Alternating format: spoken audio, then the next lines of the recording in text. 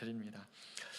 이제 우리가 주님의 말씀 같이 나누겠습니다. 우리 다 같이 일어나셔서 요한복음 6장 52절부터 69절의 말씀을 한 절씩 교독하겠습니다. 6장 52절 말씀입니다. 그러므로 유대인들이 서로 다투어 이르되 이 사람이 어찌 능히 자기 살을 우리에게 주어 먹게 하겠느냐.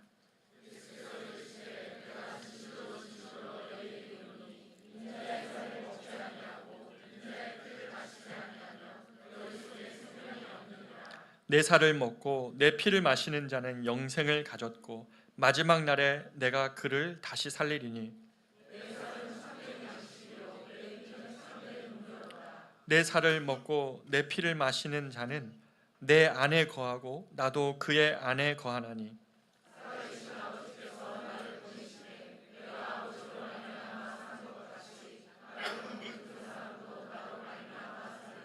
이것은 하늘에서 내려온 떡이니 조상들이 먹고도 죽은 그것과 같지 아니하여 이 떡을 먹는 자는 영원히 살리라.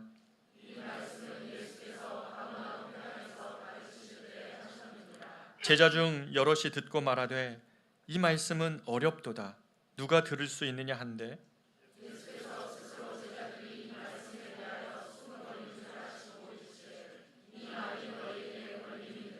그러면 너희는 인자가 이전에 있던 곳으로 올라가는 것을 본다면 어떻게 하겠느냐?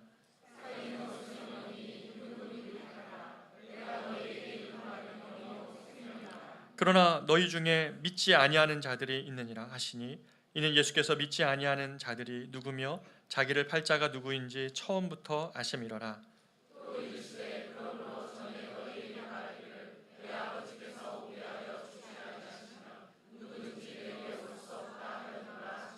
그때부터 그의 제자 중에서 많은 사람이 떠나가고 다시 그와 함께 다니지 아니하더라.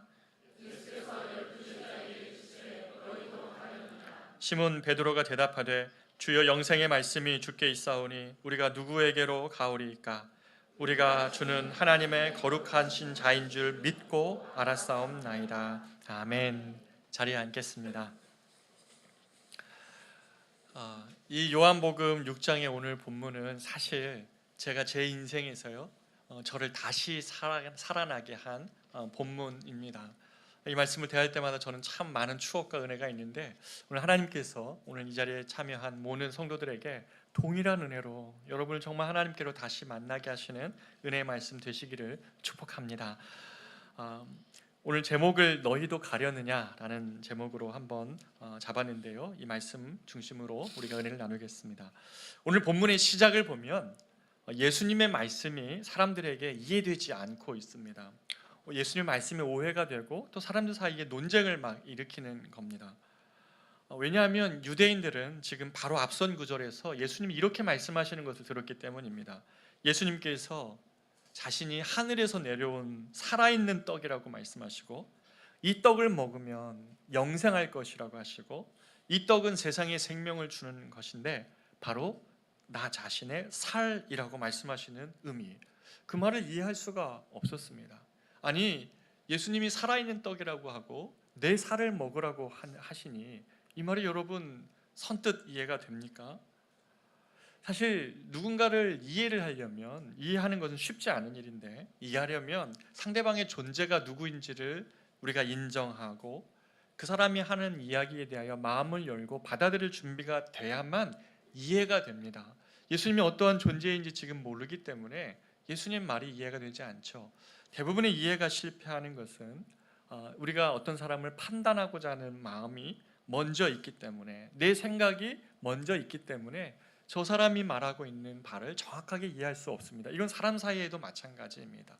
그래서 영어 단어가 understand이죠. 그 안에 내려가서 그 사람의 존재를 인정하고 말을 들을 때 이해가 되는데 지금 예수님을 판단하려고 하는 유대인들에는 자신의 살을 내어주시겠다는 예수님의 말씀을 이해할 수가 없었던 겁니다. 이들은 이렇게 질문합니다. 어떻게 자신의 살을 주어 우리에게 먹게 하겠느냐? 아니 살아있는 사람의 살을 우리 보고 먹으라고 하는 것이냐? 예수님께서는 이들의 이 질문 앞에 이렇게 대답을 하십니다. 53절의 말씀인데요, 예수께서 이르시되 내가 진실로 진실로 너희에게 이르노니 인자의 살을 먹지 아니하고 인자의 피를 마시지 아니하면 어떻게 해요? 너희 속에 생명이 없다는 거예요. 여러분, 예수 믿는 거는 새로운 생명을 가지고 살아가는 것인데, 지금 예수님이 뭐라고 말씀하시냐면, 신앙생활하는 너희들아, 너희들이 예수를 좀 기독교를 안다고 하는 너희들아, 예수의 살과 피를 먹지 아니하면 너희 속에 생명이 없느니라라고 말씀하시는 겁니다. 여러분, 예수의 살과 피를 먹는 것 너무너무 중요한 의미, 이 의미를 우리가 깨닫고 알고 있어야 되는 것이죠. 그런데 사실 이 예수의 살과 피를 먹는다는 이 구절은요, 오랫동안 기독교를 오해하게 한 구절 중에 하나입니다. 초기 기독교가 예수님을 통하여서 시작되었을 때에 초기 기독교가 박해를 받았던 주 원인 중에 하나가 뭐였냐면 이 살과 피를 먹는 사람들, 그들이 크리스찬들이라는 겁니다. 이것은 로마가 교회를 핍박할 때에 그 이유로 삼았는데요, 어린 아이들이 자꾸 사라지는 겁니다. 영아들이 사라졌는데 이 아이들을 찾을 수가 없는 거예요. 그러고 나니까 바로 이 크리스찬들, 기독교인들이 이 영아들을 사로잡아서 그들의 살과 피를 먹는다라고 누명을 씌우고 그들을 핍박했던 원인 중에 하나가 바로 이 내용이에요. 그리스도인의 살과 피를 먹는다는 내용. 그리고 또 당시에는 어떤 믿음이 있었냐면, 로마 제국이 계속 팽창해 가야 되는데 그러려면 정복 전쟁을 치르는 로마 군인들이 매 순간 전쟁에 나갈 때마다 너무 두려운 거예요. 이 전쟁에서 내가 살 수 있을까? 아무리 제국이 커져가도 자신의 생존을 보장할 수 없는 전선에 맨날 뛰어드는 그들에게 어떠한 신화가 있었냐면, 소의 피를 마시면 그 소의 피가 자신의 생명을 지켜준다, 이런 믿음이 로마 군인들 안에 퍼져가고 있었습니다. 그러니까 예수님의 살과 피를 먹고 마신다는 의미가 이런 여러 가지 생각에 이렇게 연관되어서 사람들에게 이해가 되니까 이게 제대로 된 의미로 전달이 안 되고 있는 것이죠. 그러나 우리 그리스도인들이 예수의 살과 피를 먹는다는 의미는 이런 것과 연관되어 있는 것이 아니죠. 예수님의 살과 피를 먹는다는 것은 뭐냐면 구약의 유월절 어린 양과 관련되어져 있습니다. 구약에 출애굽할 때에 이 유월절이 있었었는데, 이것은 무엇입니까? 이스라엘의 마지막 열재앙, 죽음의 재앙이 예굽에 닥쳤을 때에 어린 양을 잡아서 문지방에 바르고 사인방에, 각 좌우의 인방에 그 어린 양의 피를 바르면 죽음의 사자가 그 집만을 넘어가죠. 그 살아나는 것, 살려내는 것, 바로 그것이 예수의 피였고, 그 집안에 있는 사람들은 그 잡은 어린 양의 살을 먹는 것입니다. 그것이 바로 유월절인데, 바로 이 예수님의 살과 피를 먹는다는 것은 예수 그리스도가 구원자이심을 암시하는 내용, 바로 이것인데 사람들은 이해하지 못하고 있는 것이죠. 우리가 예수님의 살과 피를 먹는다고 할 때에 이것은 실제로 우리가 살과 피를 먹는다는 의미는 아닙니다. 카톨릭은 성찬식을 할 때 그 포도주와 떡을 실제로 그 시간에 기도하면 예수님의 살과 피가 된다고 믿습니다. 그래서 그걸 화채설이라고 하는데요, 실제로 예수의 살과 피를 먹는다고 이야기합니다. 그러나 우리 기독교, 개신교는 그렇게 믿지 않습니다. 개신교는 예수님의 말씀에 따라 이 성만찬을 베푸신 주님의 이 베푸심을 기념하라 하신 주님의 말씀 따라서 우리는 그것을 기념하는 것이죠. 자, 그렇다면 한번 생각해 봅시다. 예수의 살과 피를 먹는 것이 이렇게 중요하다면, 신앙에 중요하다면 이게 도대체 무슨 말입니까? 실제로 그분의 살과 피를 먹는다는 것이 아니라면 무슨 말이라는 것이죠. 여러분, 이런 말 있으실 겁니다. 내가 먹은 것이 곧 나다. 슬퍼하시는 분들이 계세요. 우리는 우리 먹은 것의 결과이죠. 그렇죠? 부정할 수 없습니다. 내가 안 먹은 것으로 나 자신을 구성할 수가 없습니다. 내가 먹어온 것이 나 자신을 반영합니다. 그것은 음식일 뿐만 아니라 생각과 마음이기도 하고요, 가르침과 교훈이기도 합니다. 내가 무엇을 먹었느냐가 곧 내가 되는 것이에요. 이거 부정할 수가 없어요. 사람들 앞에서는 아닌 척할 수 있지만 여러분의 내면과 여러분의 영혼 정직히 자신을 바라보면 여러분이 읽은 것, 여러분이 본 것, 여러분이 들은 것, 여러분이 먹고 마신 것이 곧 우리 자신인 것입니다. 똑같습니다.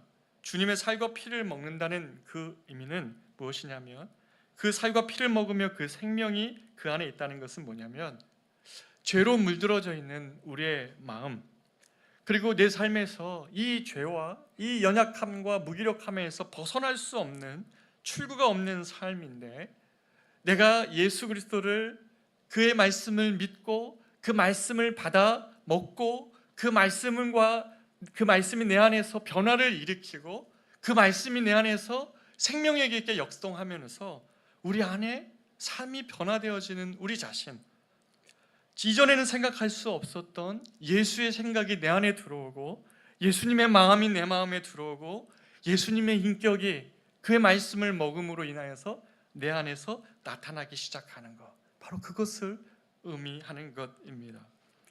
그래서 예수님의 살과 피를 먹는다는 것은 어떤 신비적 제의를, 어떤 의식을 거행하겠다는 의미가 아니라, 바로 예수님의 마음과 내 마음이 하나가 되고 일치가 되어서 예수님이 바라보시는 눈으로 세상을 바라보기 시작하고, 예수님의 눈으로 나 자신을 바라보기 시작하고, 예수님의 그 사랑함으로 사람들을 대하기 시작하며 예수님과 같은 마음으로 하나님 앞에 서 있는 것, 그런 주님과의 연합함과 일치가 일어나는 것을 의미하는 것입니다.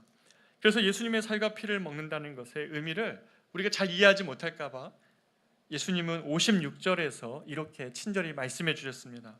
같이 한번 읽어보겠습니다. 시작. 내 살을 먹고 내 피를 마시는 자는 내 안에 거하고 나도 그의 안에 거하리니. 여러분, 이게 신앙입니다. 예수님을 우리가 먹고 마셔서 그 안에 영생이 일어나고 영생이 시작되었다는 말의 의미가 바로 이것이죠. 기독교 신앙을 가지고 여러분이 어느 조사할 때마다 기독교인 이렇게 쓴다고 해서 여러분이 기독교인 되는 게 아닙니다. 기독교인이 된다는 것, 내가 예수를 믿는다는 것은 이 내 안에 예수님이 내 안에 거하시고 내가 예수님 안에 거하는 삶이 시작되는 것, 바로 이 삶이고 이것이 바로 영생의 삶의 시작이라고 말씀하시는 것이죠. 예수님과 잇대어 살고, 그래서 주님의 마음과 생각이 나를 지배하고 있을 때에 우리가 영생의 삶을 산다고 말할 수 있는 것입니다. 내 고집과 내 생각과 내 판단이 항상 옳다고 주님께 주장하는 것이 아니라, 이제는 주님이 내 안에 사시고 내가 주님 안에 살아야 되는 것입니다. 사실 이게 쉬운 것이 아닙니다, 여러분. 주님이 내 안에 살고 내가 주님 안에 살려면 무엇이 일어나야 되냐면 자기 부인이 일어나야 돼요. 내 고집이 여전히 있고 나의 욕망과 정욕대로 살겠다고 계속 고집하면서 주님이 내 안에 거하고 내가 주님 안에 거하는 그 신앙의 그 의미가 무엇인지 알 수가 없습니다. 영생의 삶이란 주님이 내 안에 들어와서 하시는 것이고 내가 주님 안에 사는 것이죠. 여러분, 수학 잘 아시죠? A가 B에 속하고 B가 A에 속하면 A와 B의 관계는 뭡니까? 지금 무슨 말 하는 겁니까, 목사님? 수학 너무 오래됐습니다. A가 B에 속하고 B가 A에 속하면 A와 B의 관계는 이퀄이에요. 내가 주님 안에 속하고 있고 주님이 내 안에 속하고 계시면 나와 주님은 연합하는 삶을 살라는 것이 주님의 명령이고 가르침이에요. 우리가 신앙생활을 하면서 언제까지 내 고집, 내 계획 가지면서 주님이 어떻게 하든지 내 삶에 한번 해보시라고 하는 것, 그것이 신앙생활이 아니라, 하나님, 내 고집과 내 계획, 내 생각 다 있지만, 내 욕망도 살아있지만 주님이 내 안에 계셔 주십시오. 나도 주님 안에 살겠습니다 라고 고백하면서 주님의 생각과 마음과 시선으로 내 자신이 변화되어져 가는 것, 그런 주님의 생명이 우리 안에서 역사하기 시작하는 것, 바로 그것이 기독교 신앙이라는 것입니다. 그런데 너무나 많은 사람들이 그리스도를 내 마음에 모시고 내가 주 안에, 주가 내 안에 살아가는 이러한 신앙생활을 하고 있지 않습니다. 주님이 우리를 구원해 주신 것이 큰 은혜요, 신앙의 시작이지만 또 다른 정말 큰 은혜는 뭐냐면, 주님께서 지금 우리의 안에 거처하고 계신다는 사실입니다. 여러분, 일주일을 살면서 여러분 안에 주님이 거처하고 있다는 사실을 몇 번이나 느끼세요? 여러분 일주일을 살면서 여러분이 경험하는 많은 삶의 현실 속에서 주님이 내가 너와 함께합니다 라는 약속을 얼마나 붙들고 사세요? 하나님 우리를 구원해 주신 것뿐만 아니라 하나님은 정말 우리 같은 연약한 자들의 삶에 예수 그리스도로 인하여 함께 성령으로 함께하고 계신다는 사실, 여러분 얼마나 고백하고 붙들고 살고 계세요? 주님은 우리를 세상에서 구원하신 다음에 세상에 홀로 두신 것이 아닙니다. 주님은 우리를 구원하셔서 이제는 내가 네 안에 거하고 너가 내 안에 거하는 그러한 삶, 그래서 이제는 나와 함께 주님의 일을 같이 하자고 그것으로 초대해 주시는 주님의 그러한 초청, 작은 우리를 통하여서 내가 나의 뜻을 이루고 싶다고 너와 함께 고백하시는 그 일이 아무것도 할 수 없는 것 같은 작은 것이지만 주님을 위하여 그 일들을 감당하는 사람들이 있는 것이죠. 그 청주 기둥교회, 베들 기둥교회 갔더니요, 그 목사님이 나이가 30대 후반인데 30대 초반에 독일에서 유학하던 전도 유망한 목사님이었어요. 근데 비자가 안 돼서 한국에 들어왔는데 그 자리에 은퇴하는 목사님이 잠깐만 2주만 설교해 주자고 달라 했는데 그 2주 설교하다가 성도들의 마음에 들어와서 머물러 있었던 거예요. 그리고 8년 동안 목회를 하면서 그 몇몇의 성도들과 그 주님의 교회를 이뤄가는 그 모습 봤어요. 처음에는 목사님이요, 목사님 여기에 어린 아이들이 1000명이나 있고요, 뭐 막 이 지역에서 할 일이 많아요, 막 자신 있게 말씀하셔서 진짜 그런가? 이러한 곳에서 이 젊은 목사님이 이 일들을 의미 있게 할까? 나중에 물어보니까 목사님이 솔직한 자기 마음 말씀하세요. 목사님 사실은 맨날 도망가고 싶어요. 맨날 도망가고 싶고 주님을 멈추라고 그러면 오늘도 멈추고 싶대요. 그런데 하나님이 나를 이곳에 맡기신 것을 알기 때문에 내가 오늘도 이 자리를 지키고 있습니다 하고 말하는 것이에요. 사랑하는 여러분, 우리가 예수를 믿는다는 것, 우리 같은 인생에 주님의 일을 함께 하자고 초청하는 것, 이것도 굉장히 큰 은혜이죠. 우리가 복음성가 여러분 알고 계실 겁니다. 복음성가 중에 이런 찬양이 있죠. 내가 주인 삼은 모든 것 내려놓고 내 주 되신 주님 앞에 나아가. 우리 안에는 주인이 참 많이 있습니다. 이런 것들이 우리의 주인 되어서는 안 되는데 이런 것들이 우리를 자꾸 주인 삼으려고 하고 때로는 우리가 주인을 삼아요. 흔히들 현대 사회에서는 돈이고 또 출세고 명예이기도 하고 권세이기도 합니다. 자꾸 주인 노릇 하는데요, 결과는 뭐냐면 속박이에요. 이거는 예외가 없습니다. 세상의 그 어떤 것을 여러분의 주인 삼아 보십시오. 모두 다 여러분을 속박합니다. 그런데 진정한 주인 되신 주님을 우리가 주로 고백하면 우리가에게 주는 건 뭐냐면 자유함이에요. 찬양의 가사가 이렇잖아요. 내가 주인 삼은 모든 것 내려놓고 내 주 되신 주님 앞에 나아가서 내가 사랑했던 모든 것 내려놓고 주님만 사랑해. 사랑하는 여러분, 이게 신앙이에요. 나를 속박하고 나에게 근심과 염려의 파도들을 날마다 일으켜내는 세상의 주인들을 되려고 하는 그것들을 주인이 아니라고 선포하고 내 참 주인 되신 주님 앞에 나아가 주님만 사랑하겠노라고 고백하는 마음, 고백하는 신앙, 그것이 믿음이라는 것입니다. 이 고백이 진실하기를 원합니다. 찬양만 막 하고 여기서 내가 주님만 사랑하겠다고 고백하고 삶의 자리에 나아가서는 다시 다른 것, 세상을 주임 삼는 것이 우리의 모습일진데, 주님은 오늘 57절에 이렇게 말씀하십니다. 살아계신 아버지께서 나를 보내심에 내가 아버지로 말미암아 사는 것 같이 나를 먹는 그 사람도 뭐라고요? 나로 말미암아 살리라. 주님이 나를 먹는 그 사람은 나로 말미암아 살리라 라는 말씀, 이 말씀 우리가 붙들기를 원합니다. 주님을 먹고 마실 때에 주님으로 인하여서 주님으로 말미암아 나는 사는 존재입니다 라는 것입니다. 우리 이 시간에 같이 한번 고백해 뵀으면 좋겠습니다. 따라했으면 좋겠습니다. 주님으로 말미암아 나는 살 수 있습니다. 여러분의 영혼에 죽어가는 그런 마음들 방치하지 마십시오. 주님 앞에 나아가 주님이 참 주인이시라고 여러분의 주인 된 것을 내려놓고 그 앞에 나아갈 때에 주님이 여러분의 영혼을 살려주시면서 여러분의 앞에 두려웠던 모든 현실과 삶을 바꿔내세요. 여러분, 성도의 삶은요, 바깥에서 우리를 변화시킨 것 아니라고 말씀드렸지 않습니까? 성도의 삶은요, 인사이드 아웃이에요. 우리 안에 주님이 새로운 생명과 능력으로 우리 안에 역사하시고 변화시켜 주심으로 우리의 모든 외부의 삶을 바꾸고 감당할 만한 능력을 주시는 것, 바로 이것이 신앙이라는 것입니다. 주님으로 말미암아 나는 살 수 있습니다. 나를 먹는 그 사람도 나로 말미암아 살리라.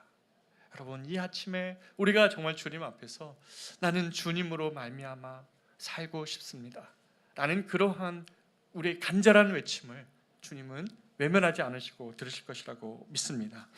우리가 예수님과 연결될 때에 우리의 영은 진짜로 살아납니다. 자유함이 있고요, 신앙의 그 어떤 물가에서만 첨벙거리는 것이 아니라 예수를 믿는다는 것이 이런 것이구나 라는 것을, 그 신앙의 진수 안으로 들어갑니다. 58절에 보면 예수님이 이것은 하늘에서 내려온 떡이니 조상들이 먹고도 죽은 그것과 같지 아니하여 이 떡을 먹는 자는 영원히 살리라. 지금 58절에서 주님이 말씀하시는 바는 뭐냐면, 예수님은 하늘에서 내려온 떡으로서 자신을 뭐와 비교하냐면 광야의 만나와 비교를 하고 있습니다. 핵심이 뭐냐면 광야의 만나를 먹은 조상들, 너희들의 조상들도 결국 죽지 아니했느냐.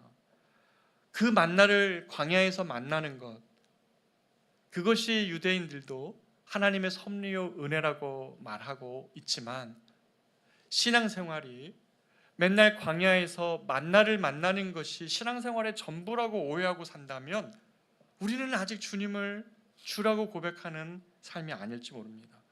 먹고 사는 문제 너무 중요합니다. 이거 부정하면 안 됩니다. 우리가 주님 안에서 광야에서 만나를 먹는 것 같은 은혜, 내게 해결할 수 없는 삶의 문제에서 주님이 내려주시는 그 광야의 만나를 먹는 것 너무너무 중요하고 필요합니다. 그런데 그것만이 전부가 아니라는 사실 또한 우리가 믿어야 됩니다. 주님은 이 유대인들이 그 광야에서 먹었던 만나에 그 신앙 안에 멈추고 있을 때에 그리스도의 영이 그 안에 머무는 신앙, 이 예수께서 주신 이 자신의 생명을 그 안에 소유하며 내가 그 안에, 주님이 내 안에, 마치 예수의 떡을 먹은 사람들과 같은 이 주님의 영이 그 안에 머무는 것의 중요함을 주님이 말씀해 주고 계시는 것입니다. 정말 우리 고백했으면 좋겠습니다. 하나님, 나에게 먹고 사는 문제, 이 문제 중요하지만 정말 내가 살아나려면 나의 내면이 살아나야 됩니다. 주님, 늘 힘이 없어서 무너져 버리는 내 내면, 늘 생명이 없는 것 같이 무너져 버리는 우리의 내면, 예수님으로 말미암아 주님이 내 안에 좌정하여 주셔서 내가 주님 안에 머물겠으니 주님도 내 안에 머무셔서 나에게 이 영생의 삶을, 이 생명의 삶을 시작해 달라고 우리가 간구해야 될 것입니다. 그런데요, 여러분, 이 말씀을 듣자 제자들이 당황해합니다. 60절 말씀인데요, 제자 중 여럿이 듣고 말하되 이 말씀은 뭐라고요? 어렵도다라고 얘기했어요. 이 말씀을 어렵도다, 누가 들을 수 있느냐 한데, 여러분, 이 제자들이 이 말씀이 어려운 이유가 무엇입니까? 물론 예수님의 말씀이 어려운 이유는 당시 유대교의 가르침과 너무 달랐기 때문입니다. 이해하기 어려운 말씀이죠. 그런데 근본적으로 더 이 말씀이 이해하기 어려웠던 이유는 예수님의 요구가 그들의 이 내면의 총체적인 변화를 요구하는 말씀이기 때문인 것이었습니다. 예수님은 유대교처럼 이것하고 저것 안 하는 신앙생활, 이건 해도 되고 저건 안 해도 되는 그런 신앙생활, 예수를 오랫동안 믿었지만 내 안에 내가 신앙생활하는 전부가 이건 하면 되고 저것 안 하면 되는 이러한 신앙생활의 전부라면 주님은 지금 그러한 자들에게는 이해되지 않고 있죠. 왜냐하면 예수님의 요구는 그런 것이 아니라 그것을 잘 지켜 외면적 신앙생활 하는 것으로 사는 신앙이 아니라 우리의 내면이 바뀌어야 된다고 주님은 말씀하고 계시기 때문입니다. 우리의 영혼이 바뀌어야 된다고 말씀하시고 있기 때문입니다. 그것이 나를 따른다는 것에 담겨져 있는 의미이기 때문입니다. 여러분, 그런데 생각해 보십시오. 설사 우리가 이 말씀을 이해한다 한들 내가 주님 안에 거하고 주님이 내 안에 거하는 삶이 쉽습니까?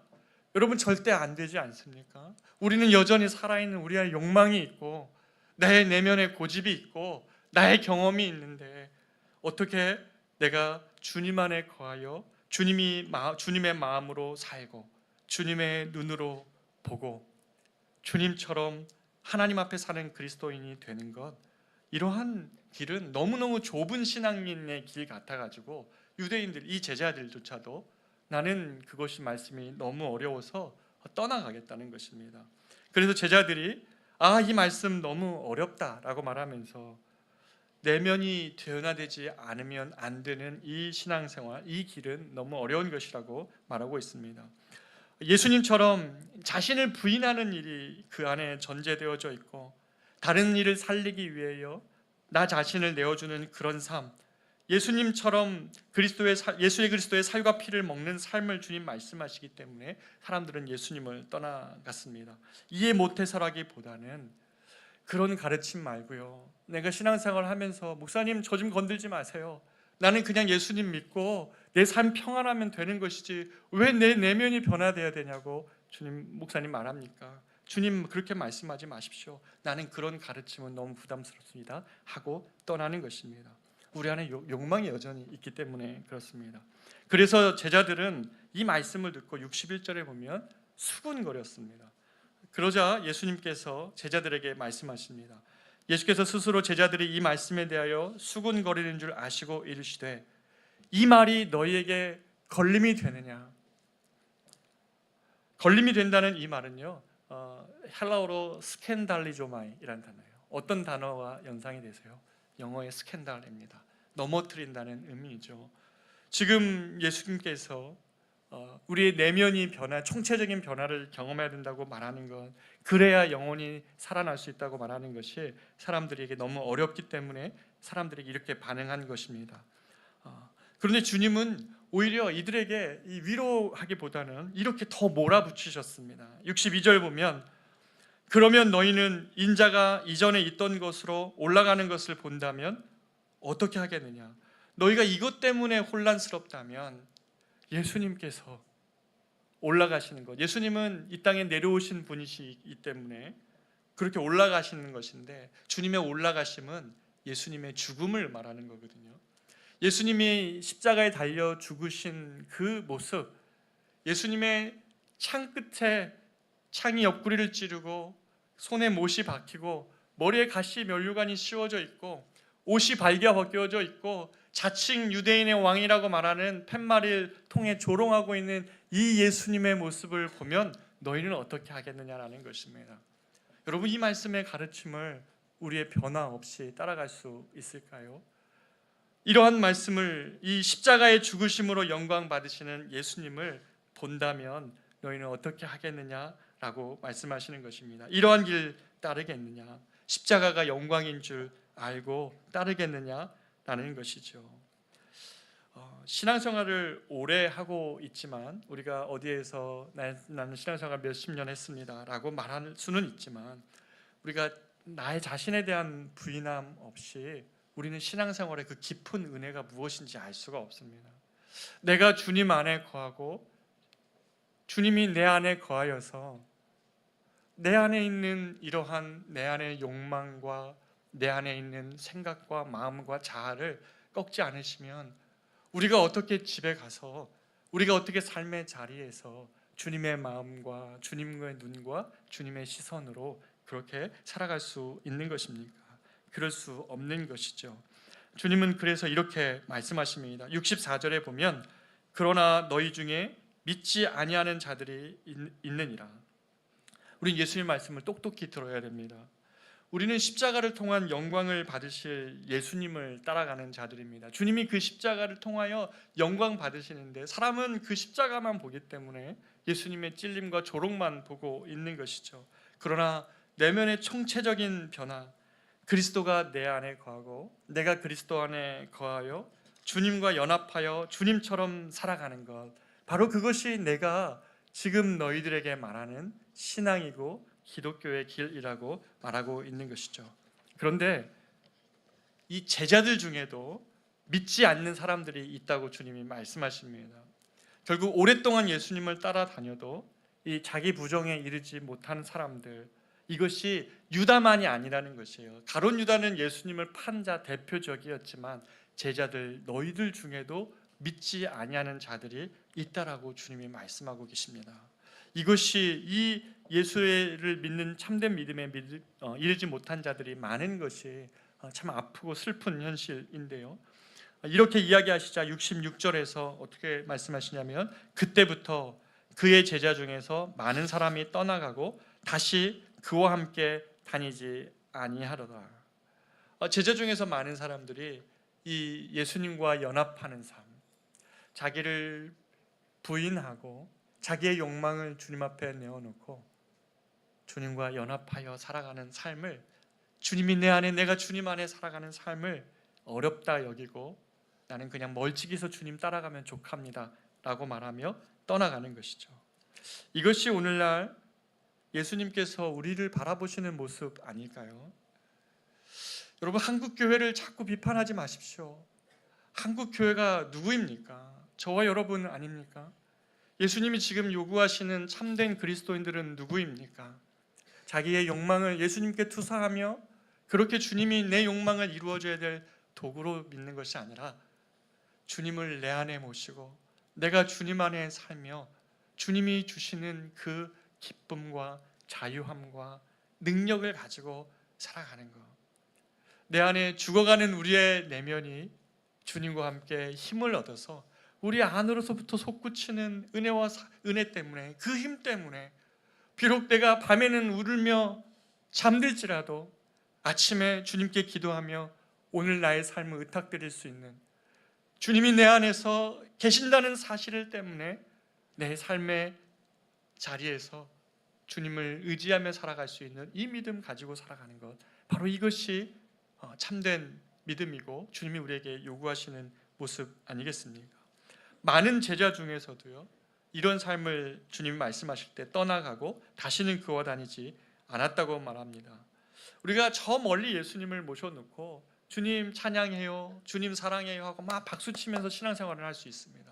그러나 예수님을 내 안에, 내가 예수님 안에 거하여 예수님과 깊은 일치를 이루고 예수님의 삶을 따라가는 것, 이것이 진짜 신앙생활인데 이것이 어렵다고 지금 제자들, 사람들이 떠나는 것, 바로 이 상황이에요. 우리가 예수를 믿는 것이 이 광야에서 만나 안 주시면 떠나가는 삶이라면 바로 이것 앞에 우리도 걸려 있는 것이죠. 그래서 많은 사람들이 등을 돌렸습니다. 그리고 그러자 주님이 예수님의 제자들에게 묻습니다. 너희도 가려느냐? 너희도 가려느냐? 너희도 저 무리처럼 등을 돌리고 이제 가겠느냐? 참 쉽지 않습니다. 떠나려 하느냐 물으시는 것입니다. 그런데 신앙은요, 여러분, 주님이 우리 안에 계시기 때문에 주님과 함께하는, 어떻게 보면 평탄하고 계산된 길을 가는 것이 아니고요, 신앙은 뭐냐면 계산하에서 평탄하고 안전된 길을 가는 것이 아니라 주님 자신을 신뢰하며 어떻게 보면 모험의 길을 떠나는 것입니다. 출렁이는 바다에 베드로가 예수님을 바라보고 자신의 배가 안전한 것이 아니라 출렁이는 바다이지만 그 바다 위를 걸어오라 하시는 주님의 말씀을 믿고 바다 위로 발을 건너는 것, 그것이 신앙입니다. 여러분, 너희도 가려느냐, 이 말씀은 사실 주님이 제게도 하신 말씀이었습니다. 저는 어려서 저 아버지가 저를 서원하셨습니다. 제가 예전에 서원 설교하셨을 때 말씀드린 것처럼 저는 아버지가 저를 목회자가 되는 것이 제 인생이라고, 제가 저 인생을 하나님께 드리면서 그렇게 고백하셨기 때문에 그게 제 인생인 줄 알았습니다. 그런데요, 대학에 들어가 보니까요, 웬걸 재밌는 게 이렇게 많습니다. 그리고요, 하고 싶은 일도 많고, 저 온실 속에서 신앙생활을 하다가 이 대학에 딱 가보니까요, 제 자신을 새롭게 발견하는 것 같았습니다. 아버지께서는 이 개척교회의 어려움을 많이 겪으시는 것을 제가 옆에서 보면서 저는 목회가 부담스럽고 두려웠습니다. 그리고 싫었습니다. 그래서 가급적 도망 다니려고 했고 가급적 피해 가려고 했습니다. 그런데 취업을 하고 일을 하고 돈을 벌어도 제 안에 마음에 만족함이 없는 거예요. 제가 주님께 그랬습니다. 이게 뭐 누구에게 하는 게 아니라 제가 그랬다는 겁니다. 이 왜 나는 만족함이 안 됩니까, 주님? 그런 어떤 답답함이 제 안에서 해결이 안 됐습니다. 내 길이 아닌 것 같은 곳에 마치 서 있는 듯한 답답함이 계속 밀려와서 부정해보고 아니라고 말했지만 그것이 제 마음을 채울 때에 어느 날 주님이 저를 마을버스 안에서 만나주셨어요. 그날도 진짜 퇴근하면서 힘든 마음을 가지고 집을 가는데 마을버스 안에서 요한복음에서 요한이 광야에 외치는 자의 소리의 삶을 사는 그 모습을 딱 보면서 주님이 저를 부르시는 것 같아서 제가 그 말씀 앞에 순종하며 부르심을 확인하고 신학교를 가겠다고 말씀을 드렸습니다. 그런데요, 여기서부터가 시작이에요. 신학교 시험을 앞두고 그해 가을 추석 때였습니다. 집에 고향에 내려가 보니까 아버지께서 깊은 아픔 가운데에 조울증이 오신 거예요.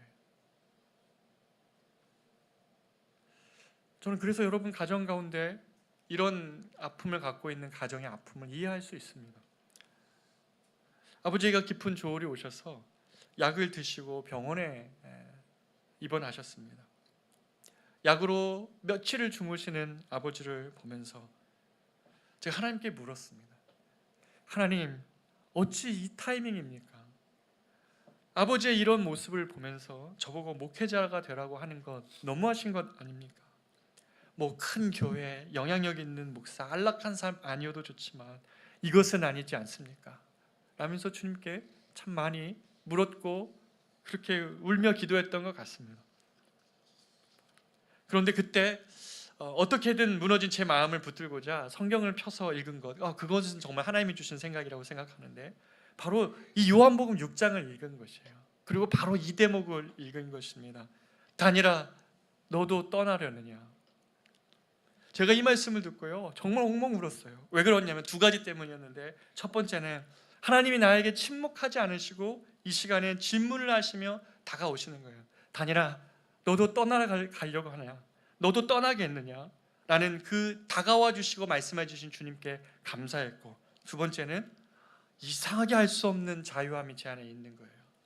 목회자로 예수님 따라 살면서 인간적 욕망 너 이루지 못해도 마치 이 베드로의 이 대답이 주님을 향한 제 대답이고 싶었습니다. 68절, 시몬 베드로가 대답하되 주여, 영생의 말씀이 주께 있사오니 우리가 누구에게로 가오리이까?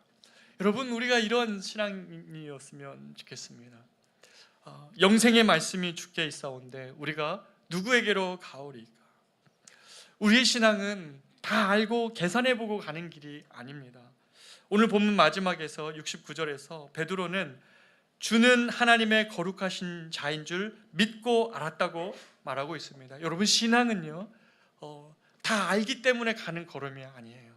때로는 믿음을 가지고 걸어갈 때 알게 되는 것이 신앙이에요. 이 구절을 어떤 목사님이 해석을 해주시는데 제가 너무 감동이 되었습니다. 예수님이 십자가에 달려서 하신 7가지의 말씀을 우리가 가상 7원, 십자가상의 7가지 말씀이다 그래서 가상 7원이라고 말합니다. 근데 그 중에 한 말씀이 무엇이냐면 예수님이 엘리 나마 사박다니, 하나님이여 하나님이여 엘리, 나의 하나님이여 나의 하나님이여 어찌하여 나를 버리셨나이까? 라는 것이 예수님의 간절한 질문이었어요, 하나님 앞에서. 그런데 어떻습니까? 하나님이 침묵하세요. 아무런 대답을 하지 않으십니다. 그런데 예수님이 뭐라고 하시냐면, 그런 침묵하시는 아버지이시긴 하지만 아버지, 내 영혼을 아버지께 맡깁니다 라고 말합니다.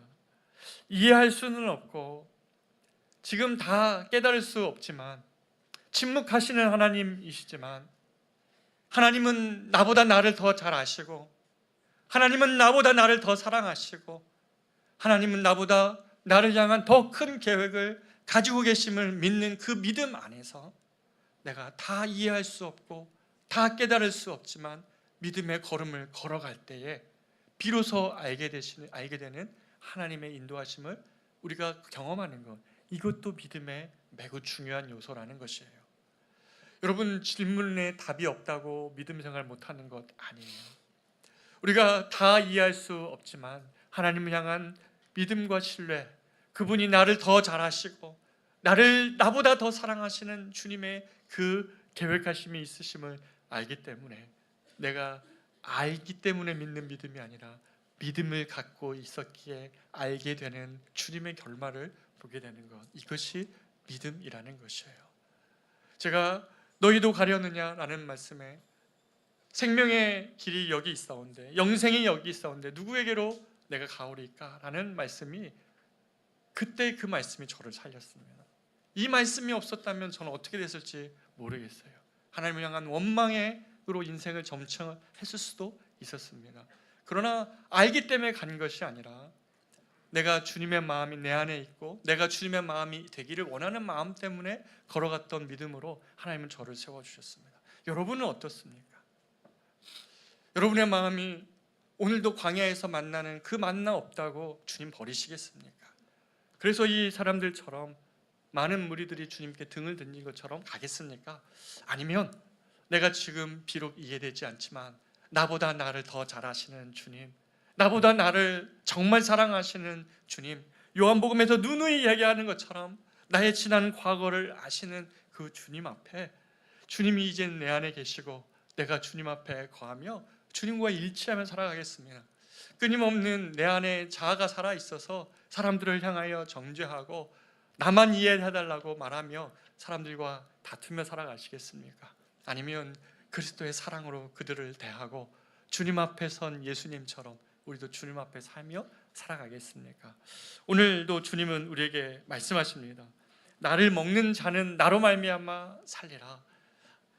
여러분의 영혼은 주님의 먹고 마실 때 삽니다. 이것이 내가 주 안에 주가 내 안에 거하며 사는 깊은 연합과 일치의 삶입니다. 만약에 그리스도인들이 이렇게만 살 수 있다면, 이러한 고백이 지금 비록 부족할지라도 주님을 저기 멀리에 두고 그냥 내가 여기에서 박수치는 그런 신앙생활 아니라 주님과 함께 살기를 원합니다. 내가 주님과 같이 되기를 원합니다. 주님, 나를 변화시켜 주십시오라고 말하며 자기 부인하며 주님을 신뢰함으로 붙잡고 살아갈 때에 그때의 영혼은 살아나고 일어납니다.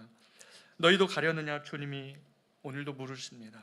그럴 때에 주님, 영생이 여기 있사온데 내가 어디로 가리이까? 하며 주님께 우리의 믿음의 고백을 올려드렸으면 좋겠습니다. 우리 이 시간에 같이 찬양할까요?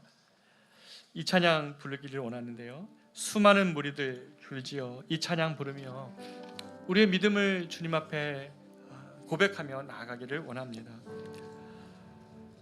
오늘 들린 우리의 말씀이 우리에게 하나님이 요구하시는 삶의 신앙의 모습인 것을 인정하고, 내가 그렇게 힘들었던 이유, 내가 신앙생활을 하지만 여전히 갈등했던 이유가 나 자신을 내려놓지 않았기 때문인 것, 나의 욕망을 내어주고 주님과 연합함의 삶의 그 신앙의 기쁨을 알지 못했기 때문에 주님, 여전히 저는 이 물가에 삽니다.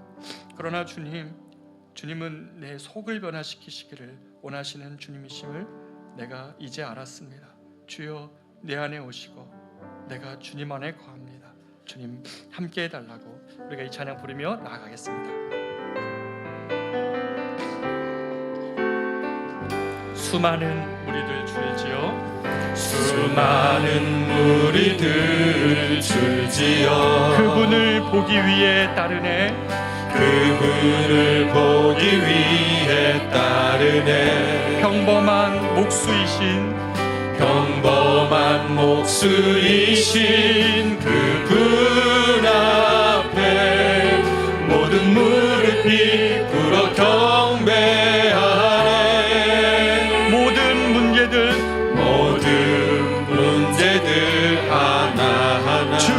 죽음까지도 힘을 잃고 죽음까지도 힘을 잃고 생명의 근원 대신 생명의 근원 되신 예수 이름 앞에 모든 권세를 굴복하네. 예수 이름 높이세 예수 이름 높이세 능력의 그 이름 예수 이름 높이세 구원의 그 이름 예수 이름을 부르는 자 예수 이름을 믿는 자 예수 이름 앞에 나오는 자 복이 있도다. 사랑하는 여러분, 우리가 이 시간에 같이 한번 하나님께 기도하기를 원합니다. 이 말씀 붙잡고 기도할 때에 주님, 나는 주님으로 말미암아 살 수 있습니다. 하나님 아버지, 저 광야에서 만나는 하나님 그 만나, 하나님 그건 나에게 필요한 건 맞지만 지금 더 필요한 것은 내 영혼의 하나님 생명입니다. 하나님 아버지, 오셔서 이제는 주님 저 멀리 두고 멀찍이 따라가는 그런 신앙 때문에 신앙생활을 아무리 오래 해도 이 바뀌지 않고 변화되지 않는 하나님 내 내면의 그런 모습이 아니라 하나님, 내가 이제는 주님이 내 안에, 내가 주님 안에 주님과 연합하며 살아가기를 원합니다. 그때 하나님 이 영생이 우리 안에 시작될 것임을 믿습니다. 주님 아버지, 그럴 때에 내가 너희도 가려느냐라는 질문 앞에 영생이 여기 있사온데 내가 어디로 가리까? 라고 고백할 수 있는 믿음의 고백으로 주님께 드리고 나아갈 수 있을 것입니다. 우리가 이 시간에 같이 한번 주님 앞에 오늘 이 말씀을 붙잡고 나아가 기도하기를 원합니다. 기도하겠습니다. 존귀하신 아버지 하나님, 사랑하는 우리 고백자 하나님이 아침에 이 요한복음 6장에 저 제자들에게 부르신 부름을 가지고 하나님 앞에 섭니다. 하나님의 삶에서 너희로 가려느냐 아버지 하나님, 우리 안에 있는 수많은 예수 우리 안에 우리를 자극하게 되는 아버지 하나님, 저 광야에서 만나는 예수 아버지 하나님, 아버지 앞에서 하나님이 주님 앞에 변하는 저 예수 돌아본다. 오 하나님 아버지, 예수를 믿는다는 주님이 내 안에 살아가는 것입니다. 일주일을 살면서 주님이 내 안에 살아계신다는 사실이, 내 안에 계신다는 사실이 놀라운 것입니다. 얼마나 큰 하나님 아버지, 주님의 경배가, 이 주일의 경배가 우리의 삶으로 이어지게 하여 주시고 삶의 자리에서 예수가 내 안에 살고 있다고 내가 주님 안에 사는 것이라고 고백하며 모든 무기력과 모든 절망에 하나님 맞서 믿음의 고백으로 나아가시는 사랑하는 교회 주님 역사하여 주시옵소서. 더 이상 무기력하고 넘어져있지 않기를 예수의 생명이 우리 안에서 살아 역사하는 인도하여 주시옵소서. 우리 다 같이 일어나셔서 2절을 찬양하겠습니다. 나의 계획이 실패하고 나의 소망이 끊어질 때, 나의 소망이 끊어질 때 삶의 주관자 되신 그분 앞에 삶의 주관자 되신 그분 앞에 나의 무릎을 꿇어 나의 경배하네. 무릎을 꿇어 경배하네. 나의 삶을 그분께 맡길 때, 나의 삶을 그분께 맡길 때 아멘. 비로소 나의 마음 평안해. 비로소 나의 마음 평안해. 구원의 반석 되신 예수의 이름을 구원의 반석 되신 예수의 이름을 소리 높여 찬송하네.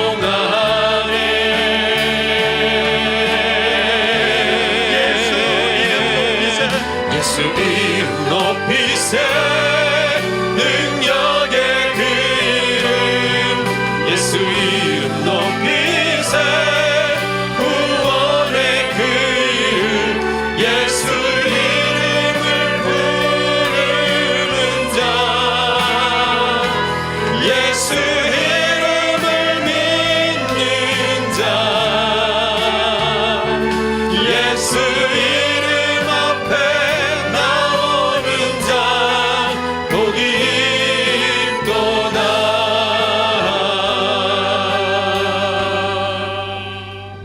존귀하신 하나님, 정말 우리 사랑하는 우리 커뮤니티 교회 성도들이 하나님 이 신앙에 진짜 주님이 요구하시고 또 초청하시는 이 삶으로 나아갈 수 있도록 인도하여 주십시오. 자꾸 번민하고 자꾸 넘어지고 자꾸 두려운 우리의 인생에 주님이 찾아와 계신다는 사실이 이번 한 주 우리를 하나님 삶의 자리에서 홀로 있게 할 때마다 우리가 붙드는 생명의 말씀 될 수 있도록 도와주시옵소서. 내가 주 안에, 주가 내 안에 계실 때에 우리가 참 자유 누릴 수 있음을 믿습니다. 이 담대함을 가지고 우리가 이 세상을 향하여 나아갈 때에 이제는 우리 구주 예수 그리스도의 은혜와 하나님의 말로도 할 수 없는 사랑하심과 성령님의 인도보호 교통 충만케 하심이 오늘도 주님이 내 안에 거하시겠다고 약속하신 이 믿음 가지고 하나님, 우리의 주인 되기를 원하는 모든 것들이 우리의 주인 아니라고 선포하며 참된 주님 앞에 우리 삶을 의탁하며 세상으로, 가정으로, 일터로 나아가는 사랑하는 우리 커뮤니티 모든 성도들과 이 한국 교회의 모든 성도들 머리머리 위에 이제로부터 영원토록 함께 있을지어다. 아멘.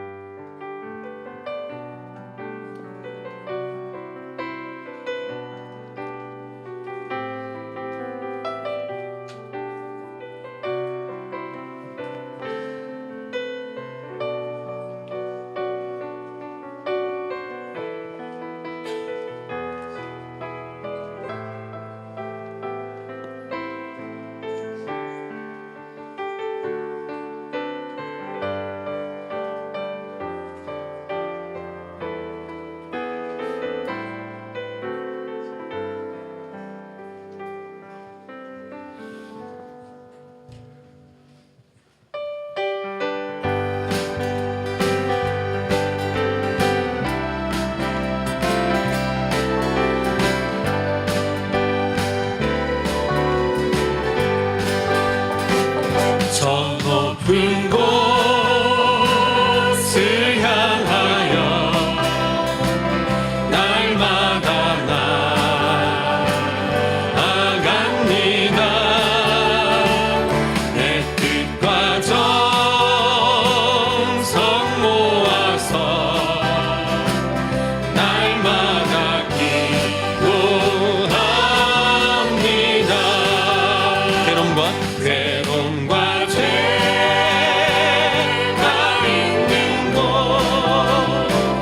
나비로며 기사라도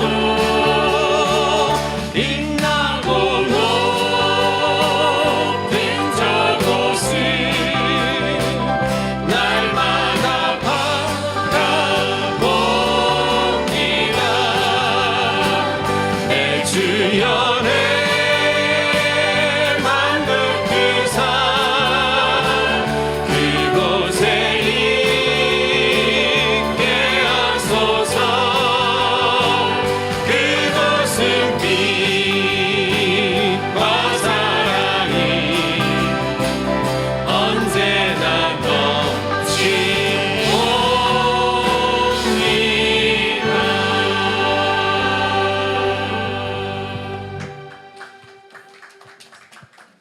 이어서 재직회를 하겠는데요. 여기 근데 조금 정리가 필요합니다. 저 뒷부분에만 의자를 정리해 주시고 그리고 악기팀만 철수하고 바로 이 자리에서 재직회를 하도록 하겠습니다.